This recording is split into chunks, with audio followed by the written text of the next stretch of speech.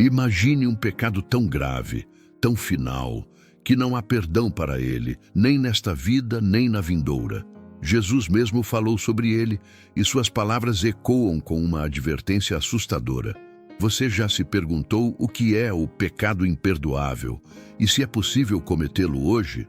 Prepare-se para desvendar uma das passagens mais temidas da Bíblia. Para muitos, a simples menção do pecado imperdoável dispara um alarme interno, uma pontada de ansiedade que pode se transformar em um tormento silencioso. Quantas pessoas já não se viram presas na armadilha da culpa, revivendo cada erro, cada pensamento impuro, cada momento de dúvida e se perguntando com o coração apertado: será que eu cometi esse pecado? Será que cruzei a linha de não retorno e agora estou para sempre além do alcance da misericórdia de Deus? Essa é uma pergunta que assombra a fé de muitos, e a verdade é que a falta de clareza sobre o que Jesus realmente quis dizer levou a interpretações equivocadas e a um medo desnecessário. Talvez você já tenha sentido essa angústia ou conheça alguém que a sente. A ideia de que existe um limite para a graça divina, um ponto onde o perdão simplesmente não pode mais alcançar, é algo que confronta a própria essência da mensagem cristã de amor e redenção. Mas o que de fato constitui essa blasfêmia contra o Espírito Santo?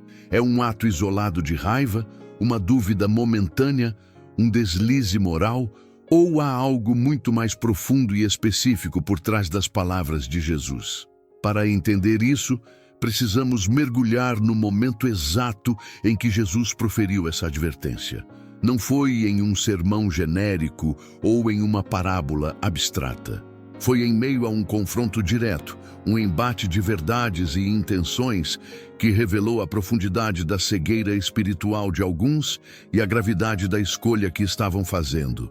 Ele estava diante de pessoas que testemunharam milagres inegáveis, que viram o poder de Deus manifestado de forma clara e poderosa, mas que, em vez de se renderem à verdade, escolheram distorcê-la, atacá-la e atribuí-la à mais pura escuridão. Essa não era uma simples ignorância ou um erro de julgamento. Era uma rejeição deliberada, uma malícia que se recusava a reconhecer a luz, mesmo quando ela brilhava intensamente diante de seus olhos. O que estava em jogo ali era a própria obra do Espírito Santo, o agente divino que testifica de Cristo e convence o mundo do pecado, da justiça e do juízo. Rejeitar essa obra de forma consciente e persistente, chamando o bem de mal, a luz de trevas, era o cerne da questão. E é exatamente esse contexto que nos revela a chave para desvendar o mistério do pecado imperdoável e, mais importante, para entender como podemos viver livres do medo e da culpa que ele, muitas vezes, gera. A cena se desenrola em meio à poeira e ao burburinho de uma multidão que seguia Jesus. Ele acabara de realizar um milagre que desafiava qualquer explicação humana. Um homem que era cego, mudo e possesso por um demônio foi completamente curado. Imagine o espanto, a alegria, a admiração nos olhos das pessoas comuns. A prova do poder de Deus era inegável, palpável, visível a todos. Os olhos do cego se abriram, a voz do mudo se fez ouvir e a opressão demoníaca foi desfeita. Era um vislumbre do reino de Deus, irrompendo na realidade humana. Mas nem todos estavam ali para celebrar. No meio da multidão, com seus semblantes severos e corações endurecidos, estavam os fariseus. Eles eram os guardiões da lei, os zelosos da tradição, mas também os mais cegos para a verdadeira luz que estava diante deles. Em vez de se curvarem diante de tal manifestação divina, em vez de reconhecerem a obra de Deus, eles proferiram uma acusação terrível, uma calúnia que ecoaria pelos séculos. Este homem não expulsa demônios, senão por Belzebu, príncipe dos demônios. Mateus 12, 24. É neste ponto de confronto, de luz contra trevas, de verdade contra mentira deliberada, que Jesus pronuncia as palavras que aterrorizam tantos.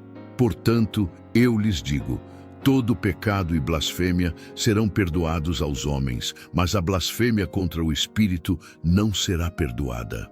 Todo aquele que disser uma palavra contra o Filho do Homem, isso lhe será perdoado. Mas quem falar contra o Espírito Santo, não lhe será perdoado, nem neste mundo, nem no vindouro. Mateus 12, 31, 32 NVI. Marcos e Lucas registram a mesma advertência, enfatizando a gravidade única desse pecado. Para compreender a profundidade dessas palavras, precisamos ir além da superfície. A blasfêmia contra o Espírito Santo não é um mero xingamento, um acesso de raiva ou uma dúvida passageira. Não é um deslize moral, nem mesmo um ato de apostasia cometido em um momento de fraqueza. O que os fariseus fizeram foi muito mais grave. Eles testemunharam a obra inegável do Espírito Santo através de Jesus, a cura, a libertação, a manifestação do poder divino e, com plena consciência e malícia, atribuíram essa obra ao próprio Satanás. Eles chamaram a luz de trevas, o bem de mal, a intervenção divina de artimanha demoníaca. O Espírito Santo é o agente de Deus que nos convence do pecado, da justiça e do juízo. João 16, 8.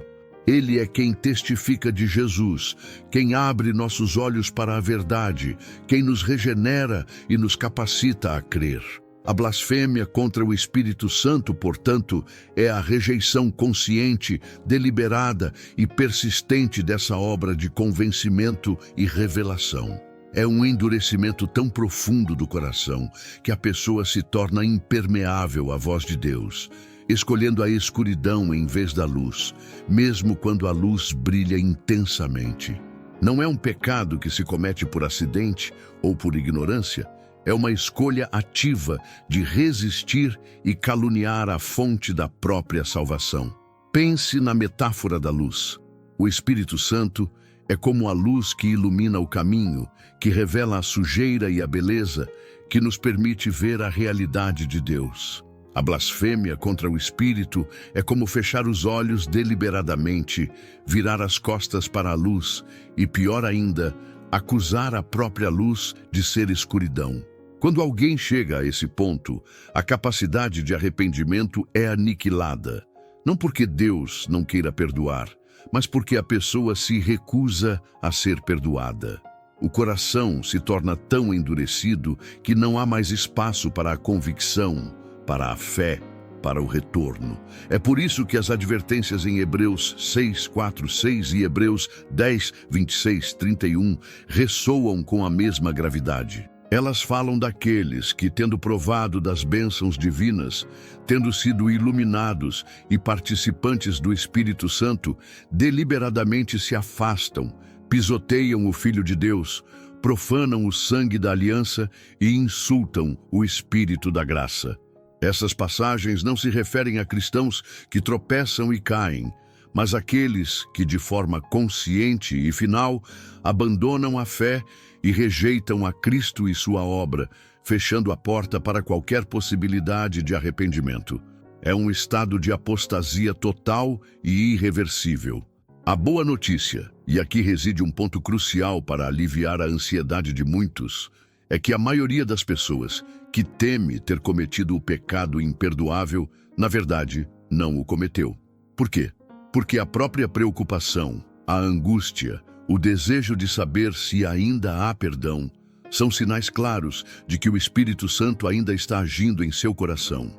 Se você sente convicção, se busca o arrependimento, se anseia pela misericórdia de Deus, isso é a prova de que seu coração não está endurecido ao ponto da blasfêmia final.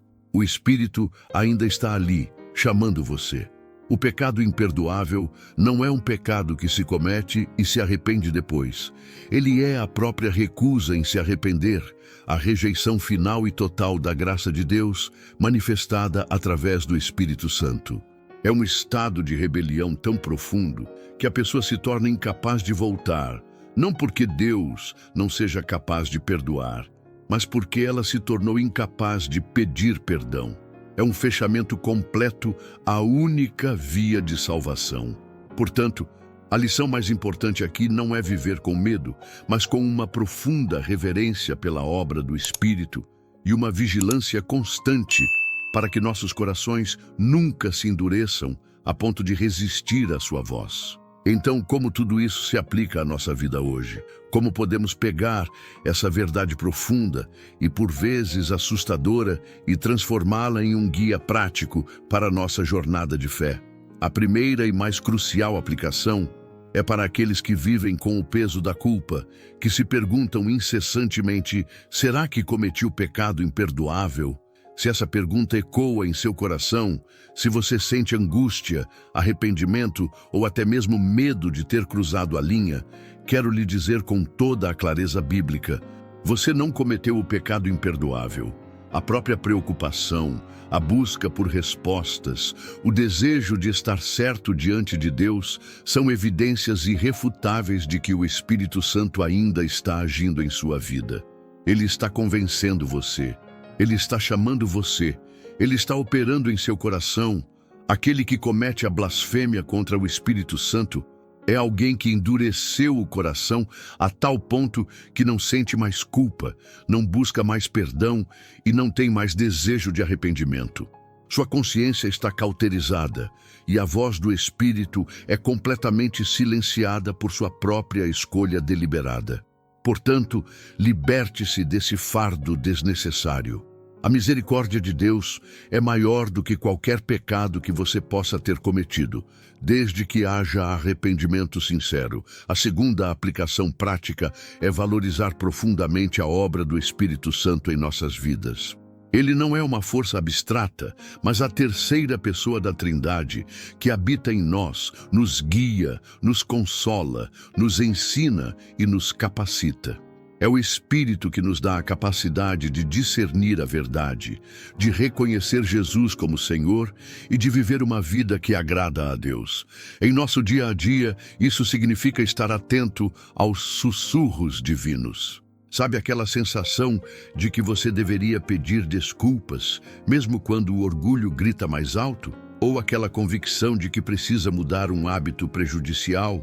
Ou de que deve estender a mão a alguém em necessidade? Essa é a voz do Espírito. Valorizá-lo é dar ouvidos a esses impulsos, a essas convicções e agir em obediência.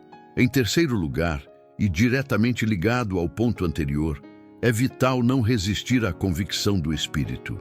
A blasfêmia dos fariseus foi o ápice de uma série de resistências à verdade. Eles viram, ouviram, testemunharam, mas escolheram fechar os olhos e atribuir a obra de Deus ao diabo. Em nossa vida, a resistência ao Espírito pode começar de forma sutil. Pode ser aquela pequena voz que nos diz para não fofocar, mas escolhemos continuar. Ou a sensação de que devemos perdoar alguém, mas preferimos guardar ressentimento. Cada vez que resistimos a um chamado do Espírito para o arrependimento, para a santidade, para o amor, estamos, de certa forma, endurecendo um pouco mais nosso coração. Não se trata de cometer o pecado imperdoável, mas de criar um terreno menos fértil para a semente da palavra de Deus. A aplicação é clara. Quando o Espírito nos convence de algo, seja um pecado a ser abandonado, uma atitude a ser mudada ou um passo de fé a ser dado, nossa resposta deve ser imediata e humilde. Isso nos leva à quarta aplicação: manter um coração sensível à palavra de Deus e à voz do Espírito. Como fazemos isso? Através da leitura e meditação diária nas Escrituras, que são a espada do Espírito. Ao nos alimentarmos da palavra, estamos sintonizando nosso espírito com o Espírito de Deus. Através da oração constante, conversando com Deus, expressando nossas fraquezas e buscando sua direção. E através da comunhão com outros crentes, que podem nos encorajar, nos exortar e nos ajudar a discernir a vontade de Deus. Um coração sensível é um coração que está sempre aberto ao aprendizado, à correção e à transformação. É um coração que não se permite ser dominado pelo orgulho, pela autossuficiência ou pela indiferença espiritual. Por fim, a mensagem do pecado imperdoável não deve nos paralisar, mas nos impulsionar a buscar sempre o arrependimento e a misericórdia divina para todos os outros pecados. A Bíblia é clara. Se confessarmos os nossos pecados, Ele é fiel e justo para nos perdoar os pecados e nos purificar de toda injustiça. 1 João 1:9. Deus é um Deus de amor e perdão. Sua graça é abundante e está disponível para todo aquele que se volta para Ele com um coração contrito. A advertência de Jesus sobre a blasfêmia contra o Espírito Santo serve para nos lembrar da seriedade de nossa resposta à sua obra, mas também para valorizar ainda mais a imensidão de sua misericórdia para com aqueles que desejam se arrepender. Que a verdade sobre a blasfêmia contra o Espírito Santo nos leve não ao pânico, mas à profunda gratidão pela misericórdia de Deus e à vigilância espiritual. Que possamos sempre manter um coração sensível à voz do Espírito, prontos para o arrependimento e, assim, viver na certeza do perdão e da graça que nos são oferecidos em Cristo Jesus.